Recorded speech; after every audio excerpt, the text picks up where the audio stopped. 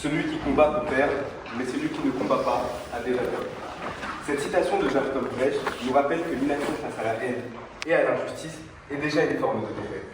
Si nous fermons les yeux sur un problème en pensant que cela ne nous concerne pas, nous laissons notre société s'effondrer et se diviser sous le poids de l'indifférence. Je ne veux pas être l'acteur de cette société qui s'effondre. Je veux être celui qui la reconstruira. Mesdames et messieurs membres du jury, bien que l'honneur de me tenir devant vous est plus qu'immense, je ne suis non pas là pour jeter des fleurs et des éloges durant le précieux temps que vous m'avez mis à disposition, mais bel et bien pour répondre à une question qui, si elle peut sembler provocante, va révéler une méconnaissance plus que profonde des enjeux de l'antisémitisme. Cette question est pourquoi se préoccuper de l'antisémitisme puisque c'est l'affaire des Juifs? Cette question, je la refuse. En effet, je la refuse car elle fait entendre que l'antisémitisme est un problème secondaire, un problème qui ne concernerait qu'une seule communauté. Or, l'antisémitisme est bien plus que cela. C'est une menace pour notre société tout entière, notre communauté. Une atteinte à nos valeurs républicaines, et même un poison qui, s'il n'est pas combattu, peut se répandre et détruire le tissu social qui nous unit. L'antisémitisme n'est pas une affaire qui concerne uniquement les Juifs.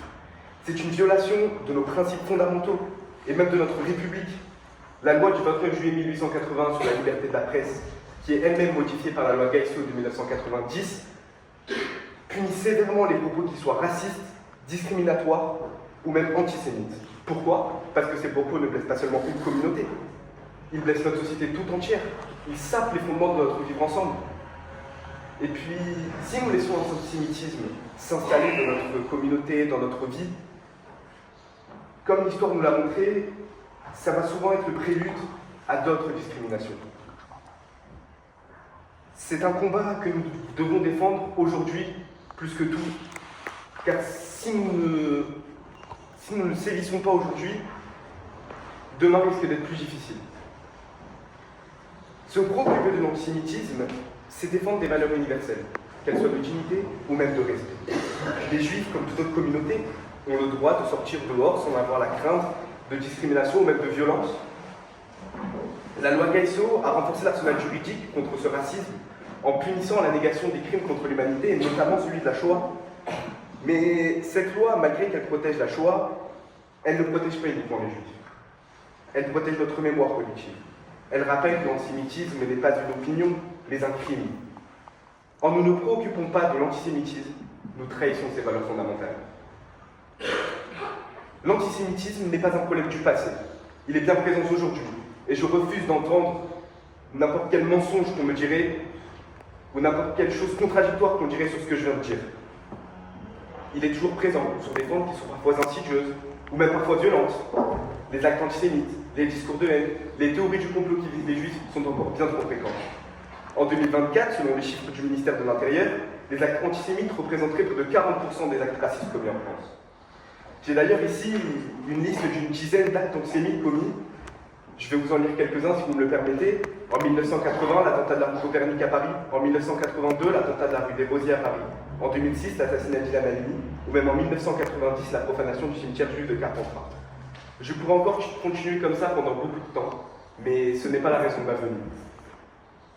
Ignorer cette réalité, c'est fermer les yeux sur une injustice qui continue de blesser des individus et de diviser notre société. Nous ne pouvons pas nous permettre de rester indifférents. Enfin, je voudrais vous poser une question, que ce soit à vous ou même au public qui nous regarde. Si nous considérons que l'antisémitisme est uniquement l'affaire des Juifs, que dirons-nous à toutes les autres communautés qui subissent des discriminations? Que leur combat ne nous concerne pas, que leur souffrance ne mérite pas notre attention? Non, mesdames et messieurs, nous ne pouvons pas accepter cela. La lutte contre l'antisémitisme est un combat pour l'humanité tout entière. C'est un combat pour la justice, pour l'égalité et pour la fraternité.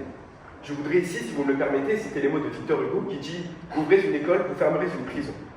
Ces mots vont résonner profondément dans le contexte de lutte contre l'antisémitisme.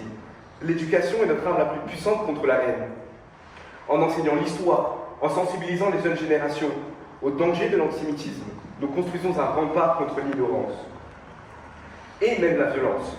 Nous ne pouvons pas laisser l'antisémitisme se répandre dans l'ombre de l'indifférence. Nous devons agir, éduquer et nous souvenir. Et puisque nous devons agir aujourd'hui, j'aimerais citer les mots de Cormac McCarthy qui dit « Plus tard, il n'y a pas de plus tard, car plus tard, le café refroidit. Plus tard, il n'y a pas d'intérêt. Plus tard, il fera nuit. Plus tard, les enfants grandissent, et plus tard, il sera trop tard. Et puis on regrette de ne pas l'avoir fait avant. car plus tard, c'est bien souvent trop tard. C'est bien pour ça que nous devons saisir aujourd'hui même. Se préoccuper de l'antisémitisme, ce n'est pas seulement défendre une communauté, c'est défendre nos valeurs, notre humanité et notre avenir commun. C'est un engagement que nous devons tous prendre car c'est ensemble, et seulement ensemble, que nous pourrons construire une société où la haine n'a pas sa place. Je vous remercie de m'avoir écouté.